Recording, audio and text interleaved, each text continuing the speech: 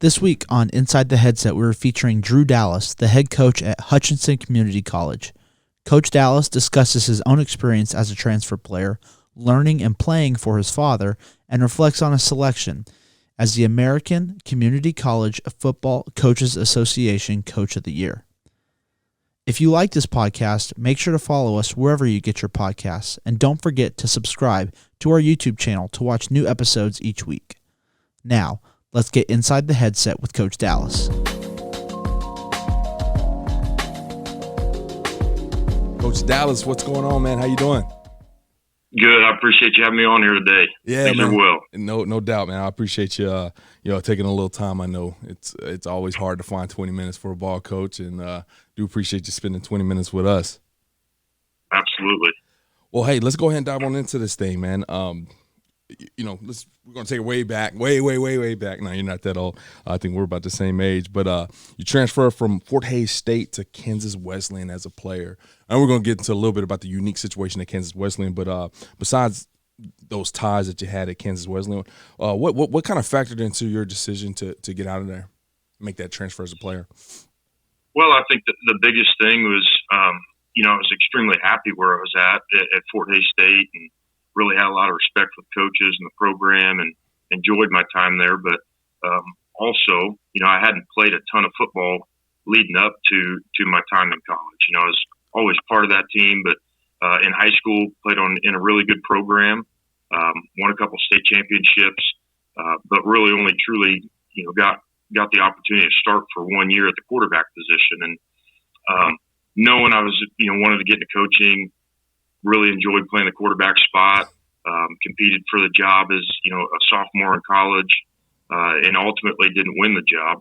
The guy that won it was a year ahead of me. And so I just kind of reflected on where I was at with things, and knew because of my limited, playing time, even in high school, just wanted to get on the field and play more. And so that was really the ultimate deciding factor.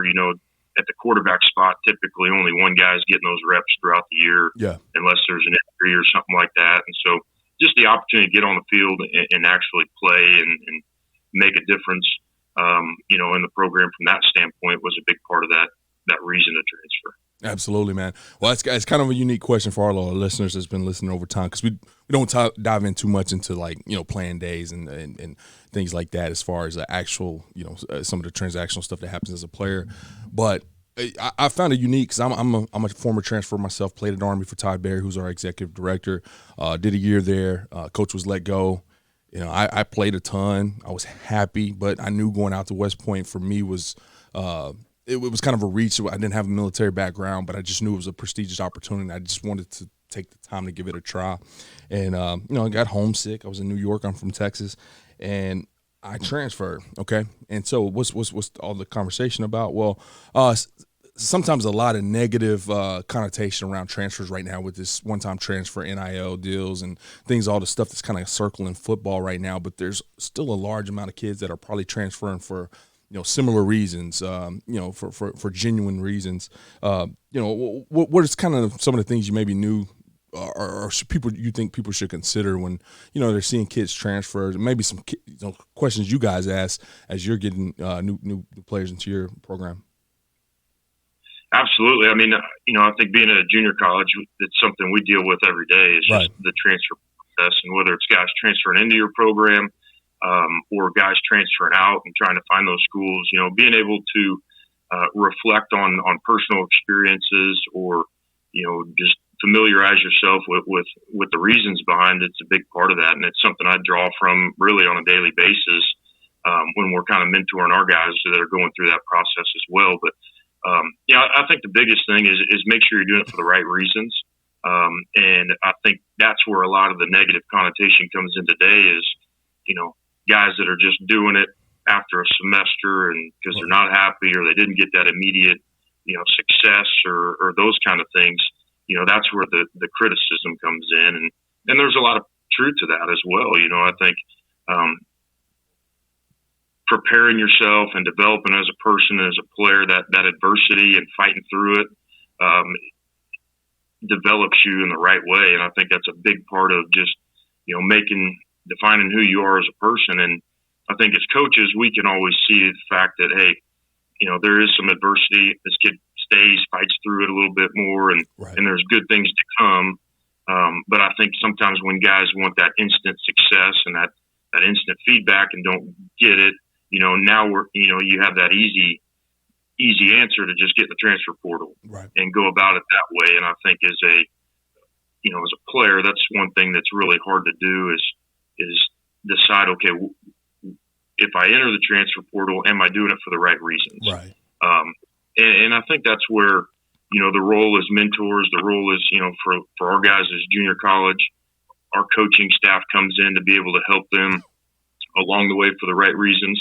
But parents and high school coaches and guys that have the opportunity to influence young men in a positive manner have got to be willing to, talk to a young man truthfully and say, hey, this is the right reason for doing it, or no, hey, you need to stick this thing out and give it a shot. I think you're giving up on it too early. I think that's just the biggest thing is if you're going to do it, make sure you're doing it for the right reasons. And whether that's a playing time, you got beat out and you only got maybe a year really to earn a starting job and you're running out of clock or whatever that reason is, there are right reasons to transfer. Sometimes it is a coaching staff's changed and it doesn't fit. I don't fit the culture. I don't fit the scheme or whatever that is. But just being, I guess, more definite in your reasoning of making those decisions is really the biggest thing. Yeah, Coach, I appreciate you kind of dropping those gems on that topic. Hadn't talked about it much on this podcast, and obviously it's pretty prevalent. So appreciate that. Now, you left Fort Hays State and you went to Kansas Wesleyan. So it was some super tough coach that was over there named the original Coach Dallas. Tell us a little bit about that opportunity to go and transfer to play for your father, especially knowing that you want to be a coach and growing up around him and under him. Yeah, reflecting back on it, it was a really, really special opportunity. Yeah. I kind of knew going into it that, hey, this is going to be something that's pretty cool and unique, being able to do that at the college level. Yeah. But just really along, really the whole recruiting process, leaving high school, and he recruited me to Kansas Wesleyan, but it wasn't one of those deals where, there's kind of a fine line there is, hey, I want to be dad and I want to be coach and recruiter. And really respected the way that he handled it as far as, hey, here's the opportunity we have for you at Wesleyan. And then, you go out and make your decision. I'm going to support you either way without adding any pressure. I think was handled really, really well by him. And then just having the opportunity to transfer back, knowing that, hey, if I'm going to do this and I'm going to leave a program that I enjoy and I like and a coaching staff that I like, I need to make sure it's going to be a good fit for me. And naturally, when your dad's a head coach of the program you're transferring to, you feel like that culture is going to fit you. Absolutely. And I knew what I was getting into going into it. I was already invested in the program, just because I grew up rooting for Kansas Wesleyan University for a long time, just throughout my junior high and high school days. And like I said, had that vested interest in it where it made it a lot easier of a transition for me. And then going through that experience of actually playing for him was really fun and special. And I know it was a big deal for our family as well. And then even after I got done playing, starting to coach for him and got, get my feet wet in coaching for the first 2 years of my career being under him, learned a lot, as well. Yeah. Well, just a question I wasn't able to experience, minus playing Little League for my dad, at 5 and 6 years old. How did you guys, draw the line at Thanksgiving? You know what I mean? Son to father versus, player to coach, or was the line ever drawn? What was that relationship like kind of outside of the game? I think, naturally there's got to be a line in the sand, and there's got to be a level of respect between, a player and a coach, and then a father and a son, and right. We knew, hey, when we were on the field or we were in the office, it was a player-coach relationship. And I had to be bought into that as well. But I think it goes back to just at the very beginning of the whole deal, him outlining those expectations for me of, hey, this is how we're going to handle it. If there's things that are issues, I'll talk to you like a player-coach relationship. And if there's things that you need to have, as a father-son, hey, we got it, and we could still have those conversations. I think one thing he did very well in was letting the other coaches on staff coach me also, and not getting super involved. Some of that was kind of natural because he was more a defensive guy and had the offensive coordinator and the quarterbacks coach that really spent the daily time, coaching me throughout the process. And so some of that just kind of solved itself by allowing his assistant coaches to do their jobs and not getting super involved, and obviously it helped I didn't play the position he coached or, really wasn't on that side of the ball with his expertise on it. But, that level of respect and just allowing the assistants to do their job and treat it just like anybody else. And then, that's the biggest thing is from the get-go, I think there was a clear line painted on the expectations of how we're going to handle this thing. Yeah. I appreciate you sharing that. There are a lot of coaches, maybe not at the collegiate level, but I know there's some at the collegiate level kind of personally, and there's definitely a ton at the high school level that end up with a son on their football team, on their roster. And it's a unique thing to kind of balance. And I've talked to a few coaches that, want to coach the heck out of their kid, but, also don't want to be too hard on them. And so I just kind of appreciate you talking about that. Now, just real quick, the transition from player to GA there, growing up in a household of clearly your dad was a longtime coach. How prepared do you think you were, maybe in comparison to other guys, just that are getting their first gig, their first GA spot? Did you have kind of a little bit of a competitive advantage from a coaching standpoint, just growing up in that atmosphere? Yeah, I think so. I mean, just knowing what to expect on the daily, was a big part of that. The calendar that he always worked within. As a coach's son, you see those things firsthand, and I spent a lot of time growing up on the practice fields. When I was going through elementary school, he was the head coach at Ottawa University in Ottawa, Kansas, and my grade school was right blocked from the practice field. So every day after school, I walked to practice, and I was there in the afternoons and just going through it. And so, really, I guess more so just how those relationships unfolded, those interactions with players, coaches, and being around that definitely helped. Especially at the college level there. But, I think that part of it kind of gives you a leg up of, understanding the culture and the environment. But, it's still a transition from a player to a coach, and walking into a staff meeting for the first time, and regardless of who is across the table, sitting in that head man's chair is different. And so learning how to operate within a coaching staff and, hey, what the head coach says goes, if with him being the head coach and being my dad, I had to learn to bite my tongue sometimes, because there's times where if we're in the living room talking, I can share my opinion a little bit more. Yeah. That opinion doesn't matter near as much or anything like that when you're sitting in a staff meeting on it, and you just got to shake your head and go. And so I think that was one thing learned early on, was just, hey, knowing when to speak up and knowing when to just shake your head and go with it. Yes, sir. And then when you left that room, everybody had to be 100% on board, regardless of if you 100% agreed with it or not. And I think, within a family, you kind of talk through those things a little bit more. Within a coaching staff, when coach is ready to talk through some of that stuff, he'll let you know, and you talk through it and you work through it. But if there's a directive that's said, there's no questions on it. You walk out that door and you make sure that you're reiterating that statement that he wants you to reiterate. And so, that was one thing that was definitely still different, making that change from a player to a coach, and a coach's son to, another member on the staff. Yeah, that's a good point. Just been on a few staffs myself. It was always interesting watching some of the young guys who, especially some of them players that may have got promoted from, not promoted, that were on the same football team and then just end up in that office. And it's always interesting just them trying to find their voice and their place to speak. And you've seen a lot of them come in and they probably say a little too much. You see a lot of them come in and don't say enough. And it is it's a tough deal to kind of learn, what's my place? How much are people going to listen to me? If I'm in an FBS program, I probably don't have much say. If I'm at a Division II or Division III, or, I might have a position group. And so now my say is worth a lot more. So it's just always kind of interesting, that balancing act there. Now, I love kind of going back and looking at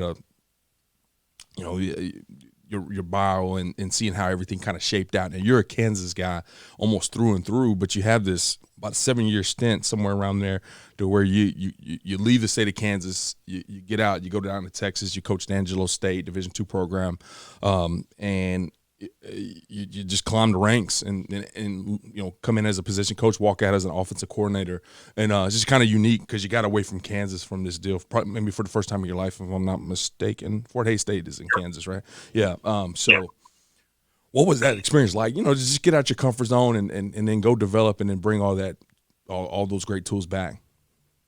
Well, it was big, and I knew getting into coaching. Hey, I had the opportunity to kind of get my feet wet with my dad for 2 years there at Kansas Wesleyan, and knew eventually I wanted to kind of take that next step in my career, and so went down to Texas.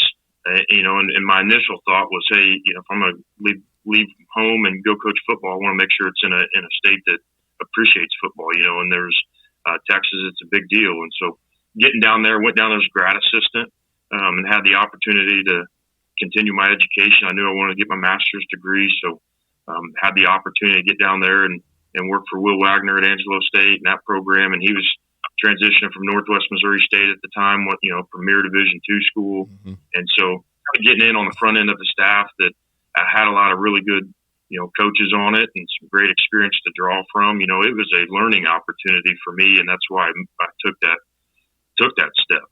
I didn't know how long I'd be able to stick around down there. It was kind of one of those deals where, hey, I'm, making this move thinking it'll be 2 seasons, 18 months, 2 years, whatever that is, to get my master's and then reevaluate things and see where it takes you. I was married at the time. Obviously, my wife was bought into making that move as well, which is always, kind of the most important thing. And got down there, really enjoyed it. But, after a season of being a grad assistant coaching tight ends, job opportunity came open on staff, and coach was able to hire me on full time, transitioned over to coaching receivers, did that, I think, for 4 years. And then, again, a staff movement happens, and quarterback and offensive coordinator role came up, and was able to make that transition as well. And so, really, just appreciated my time down there. And, as you're able to stay on a staff and kind of move up the ranks, and you learn a ton and you're invested in that program. And being in Texas was great. Established a lot of really good ties. I loved recruiting the DFW area, and those kind of things. And so, that 7-8 year window that I was down there, really, really enjoyed it. And, was a big part of my coaching career and a step in my coaching path. But the opportunity as my children got older, and, we were a long ways from home, to get back to Kansas and coach, here at Hutchinson in a really, really very good junior college program with Ryan Rhodes, who was, I respected a ton, and had kind of had a previous relationship with him, just knowing him. Ultimately getting back closer to home and around some family was a big part of that decision, and, made it, and, it, ended up working out really well for me in the long run. Even after some coaches changes, here after the first year I was here at Hutch. Yeah. Well, I tell you something that's interesting here, and it's so I love when I talk to coaches and they kind of just glaze over their career, and like there's some important things that kind of happened while you were at Angelo State. You come in as a GA, like you said, hey, I'm gonna be here 18 months, get my master's, and then we'll see what's next. But Coach Wagner clearly saw something in you that said, man, hey, we need to keep this guy around. We need to pay him a little bit more money. Give them a little bit, bigger role within our program. And, you see that happen, but it's not that often. It really is not that often that, you see GAs get promoted from within.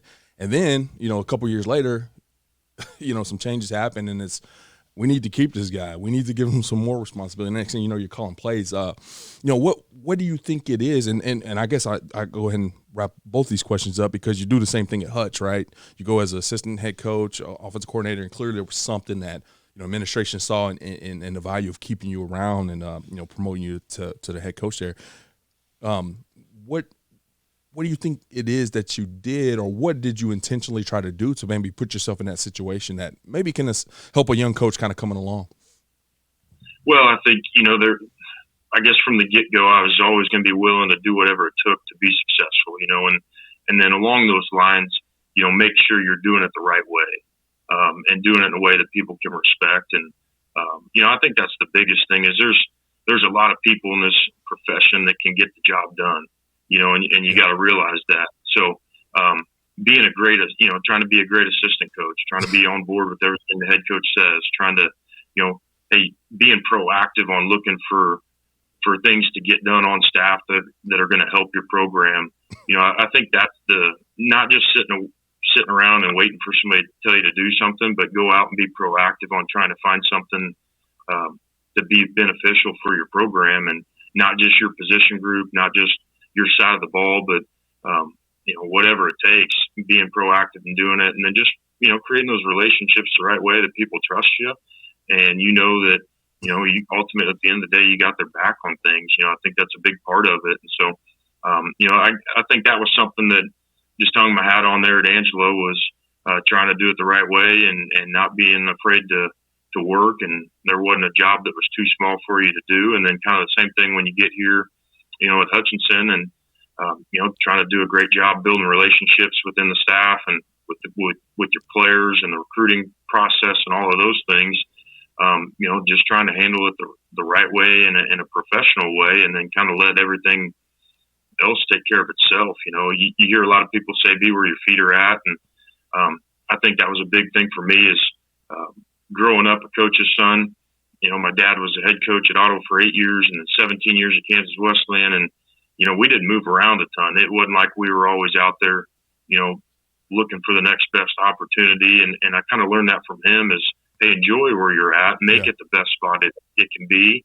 And then, those job opportunities are going to come naturally. And it's no different here. I enjoy where I'm at. I love doing what I do. And I'm not a guy that goes out looking for jobs and hunting all the time. I want to make this place as great as it can be. And, I think when you do that as an assistant coach, that gets recognized. You do that as a head coach, that's probably going to get recognized at some point in time. And, I think for me, it's really about just being willing to do the little things that make a big difference, and then being where your feet are at and just trying to make where you're at the best place possible, and doing it in a professional manner.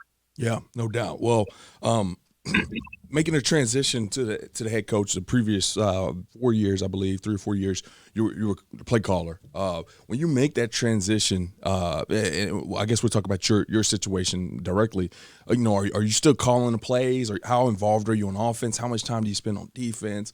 How you make sure you love everybody up? Are you too busy with administration stuff? Just all the kind of questions that come for a first-year head coach. How are you handling all that?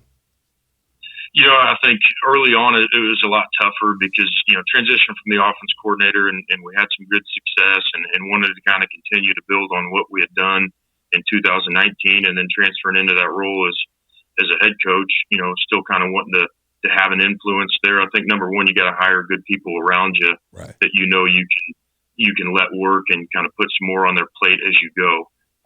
It wasn't an immediate thing for me where I was ready to cut loose on all of it, and so continued to call plays and hired a veteran offensive line guy, Phil Sersha, hired a really good defensive line guy, Gary Salgado, has an assistant coach head title, Tate Omley, our defensive coordinator, and really just as you look throughout the staff, the guys that we have around us, all of those guys are guys that I can trust to go out and do what they need to do from a scheme standpoint, recruiting standpoint.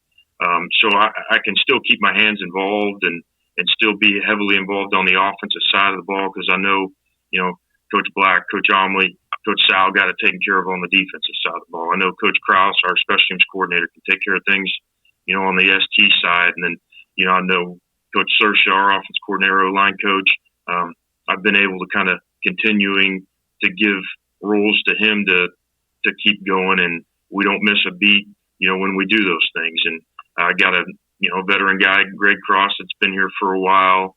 Hired another veteran coach, last summer. Matt Martin coaches the receivers, and he's able to do a lot of things. So the biggest thing is, as a head coach, you got to be involved and in the know on what's going on. You don't have to be hands-on on everything. I think that's an impossible part of our job is to be hands-on in every role. But you do have to be in the know. You have to be involved in it to a certain extent just to make sure that everybody's working in the same direction, and ultimately we're on a pathway to accomplish our goals. Yeah. And that's the biggest thing, is having great coaches around you that you can turn over those jobs to, and just let coach ball. Yeah. And not be hands-on. And I tell our guys all the time, I want them to put their personality on their position groups. I want them to be invested in their role in our coaching staff. I want them to be the head coach of the running backs, the head coach of the DBs, and handle that.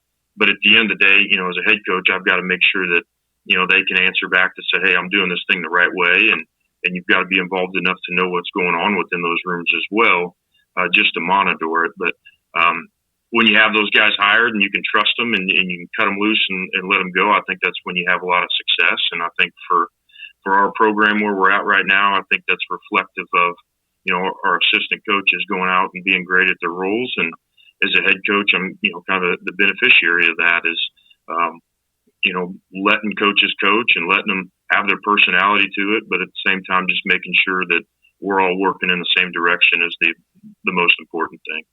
That's good stuff. Now, I kind of got a follow up on that.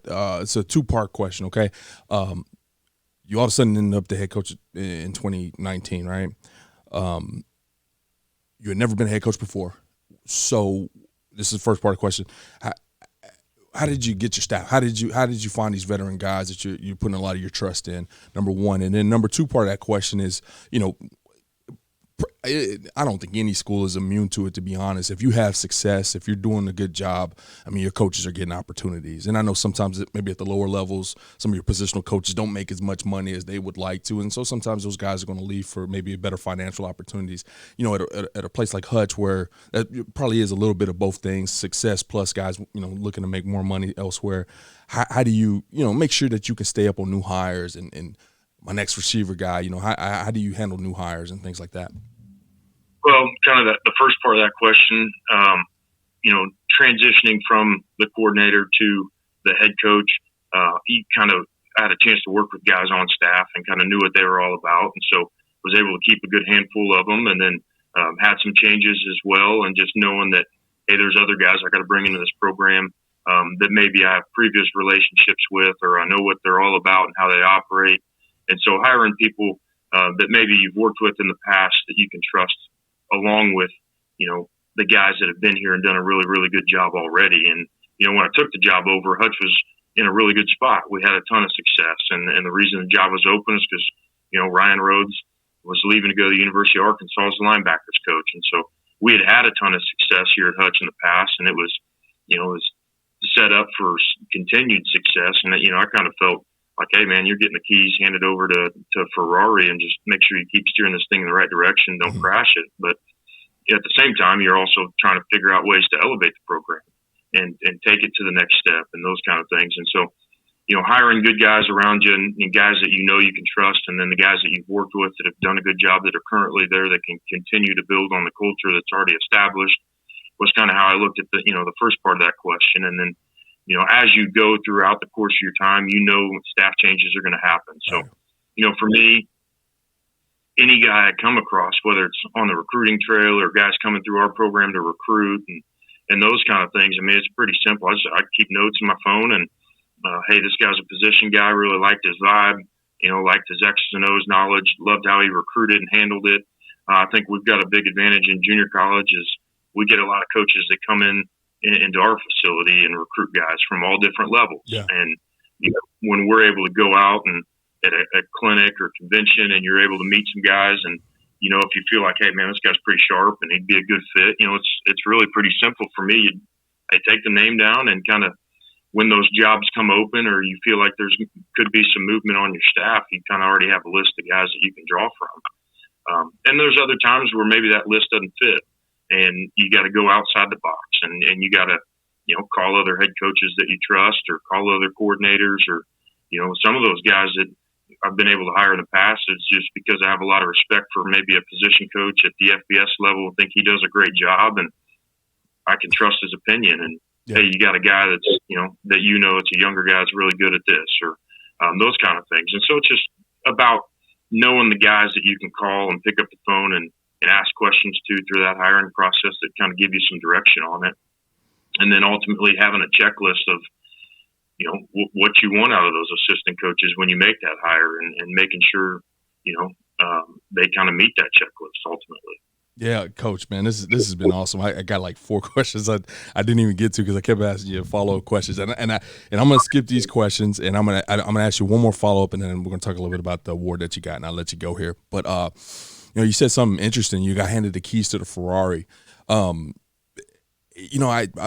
sometimes that situation is not always that great, right? Because you want to put your own stamp, the Coach Dallas stamp on that program, and there's probably some things, regardless. You mentioned it earlier in the podcast, like, I'm not the head coach, so I should be quiet on this. But you have your opinions, regardless of whether you're a GA, position coach, coordinator.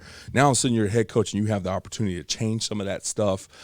But you want to keep the Ferrari in the lane, right? How do you balance that? Making it your program, but also not making it so much of your program that just gets away from kind of what maybe some of the success stem from. Yeah, I think ultimately you always got to evaluate the program all the time, and hey, what are the things that we're really good at? What are the things we do well currently?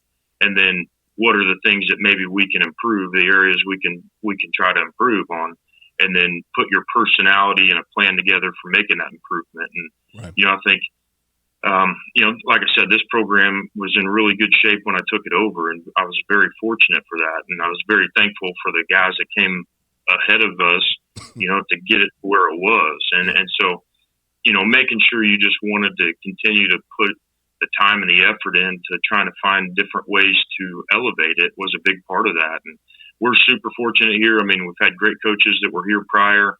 Our athletic director, Josh Gooch, was on the coaching staff here, and now he's in the AD role, and he's super supportive of, just our program and those kind of things. He's a guy that I can bounce a lot of ideas off of and get an honest opinion back, and, utilizing the resources that you have around you to continue to elevate the program. And that's a big part of it. But, the biggest thing is just putting your own personality and vibe on what you want the culture to be. Yeah. And I think there's always going to be, when you have a head coaching change, there's always going to be change within a program. It doesn't mean you have to necessarily change the X's and O's. Doesn't mean you have to change the way you recruit or the philosophy in that. But the day-to-day operations, I think, have got to fit your personality. Right. And, I think that's a big part of it. And then you got to hire coaches around you that can continue to preach that same message, and for me, that was just the biggest deal is, hey, what's my personality? How do I want to operate this thing? And then really dive in and start to do it. And then as time goes, you figure out, hey, this is something I like or don't like, and then continue to reevaluate where you're at and develop another plan, and one thing that was really unique for me was, I took the head coaching job basically on the first day of 2020, and that was the start of COVID, and I made plenty of calendars and plans early on, January, February, and then all of a sudden March hits, and we're sending our guys home, and, we're a week away from starting spring ball, and all that stuff goes out the window. And so you got to reevaluate again. Okay, where are we at? And that's the biggest thing, is being willing to evaluate your program really on a daily basis on, hey, these are the things we're doing well, and these are the things that we got to improve on. You got to be honest with yourself and your staff on that stuff as well. So, and then just continuing to work. I think when COVID happened and that was the first year as a head coach, I looked at it like, hey, this evens the playing field for me. Yeah. No other head coach in the country has been through this either. So for me, it's, if it was a normal year, I'd be behind the 8 ball on some things. There'd be coaches I'm coaching games against that have, years of experience on me. And I think the way I looked at it was, hey, we're going through this thing. Nobody's ever been through it before. But we just got to do it better than anybody else right now. And we got to figure out a way. And I think that was a big part of that first year as a head coach of, really just making those daily transitions to be great at what we were doing on that day, because we didn't know what the future held for us. Yeah. On a daily basis, and so really kind of minimize the big picture of things to just where, hey, really all that matters is today, because that calendar that you got probably isn't going to be realistic for tomorrow or next week or a month down the road. There's going to be a lot of changes. And so, right. Kind of neutralized, I guess, some of those big picture feelings and really gave me a set direction on what was important, which was the now. Yeah, no doubt, man. I kind of got a chuckle out of this when I was, doing some homework. So basically, you got hired December 31st, 2019. And then your first game, the first time you ever got to get on the field was 471 days later. So we kind of pulled those numbers out, and I'm like, it's kind of like that Christmas gift that probably had that first kickoff as a head coach. And I was like, that's a long wait for that Christmas gift, but probably some of the most important days of your life to be able to steer a ship through the madness of COVID, trying to figure all this stuff out, man. It probably made you a better coach than you ever realized. There was just a bunch of challenges tied into that deal. So navigating that's awesome, man. But before I let you go, this is voted on by your peers. What was winning the ACCFCA Coach of the Year award? That once again is voted on by your peers, guys that have got to know you in this profession, people that lined up across from you in this profession. All thought you were the guy to win this award. What does that mean to you? It's a special award. I think anytime you can, win an award on the national level like that, it's a direct reflection of the success you're having as a program. And so, for me, it's one of those deals where I'm not huge on the individual awards. Even when I talk to our football team, I'm super proud the guys are first team All-Americans, or conference player of the year, national player of the year. Those are awesome. But I also make sure we reiterate, hey, this doesn't happen without good people around you. Absolutely. And not only from a player perspective, but from a coach's perspective. More than anything, it's a direct reflection of our program. And so for that, I'm super proud of that. Like, hey, guys within our profession recognize that, we're doing great things here at Hutch. And that's a reflection of our coaching staff, our administration, our college, our players. Because without that, it doesn't matter. I'm not winning an award if I don't have the right people around us. No doubt. And that's an important part of it. It's an honor.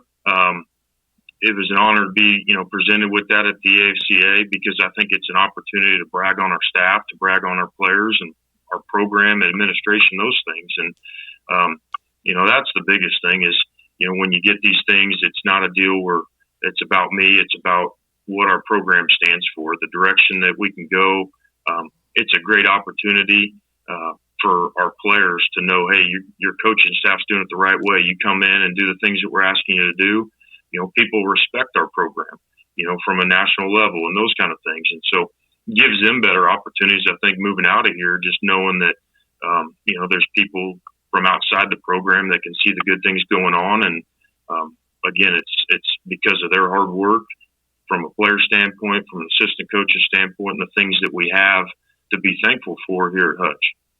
Amen, Coach. Well, congratulations on that. I'm going to let you go here, but before I do, I love to give you the opportunity to share any social media, your Twitter account, or anything like that. If people want to keep up with yourself or the Hutch journey, moving forward. So share it if you got it on hand. Yeah, our program's Twitter account at Blue Dragons FB, and then personal Twitter account. Good timing on this because I just got hacked 3 weeks ago. So those 15,000 followers I had, I think, are back down to less than 500 because I had to restart it. But it's at Coach Drew Dallas. They're on Twitter, and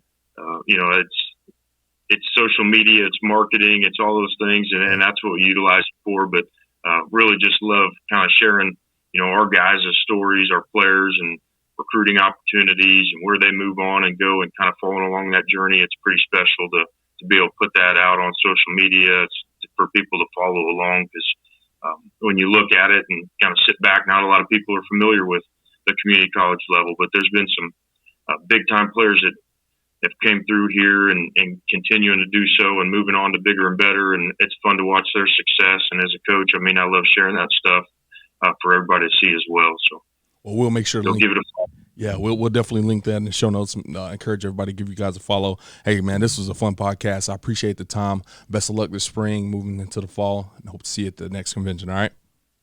I appreciate it. Thanks, Mario. All right. Have a good one. Thanks for listening to this week's episode of Inside the Headset. If you heard anything on this episode that you would like to learn more information about, head over to AFCApodcast.com, where you can find every episode and all of the corresponding show notes. While you're there, take a second to rate, review, and subscribe to the podcast.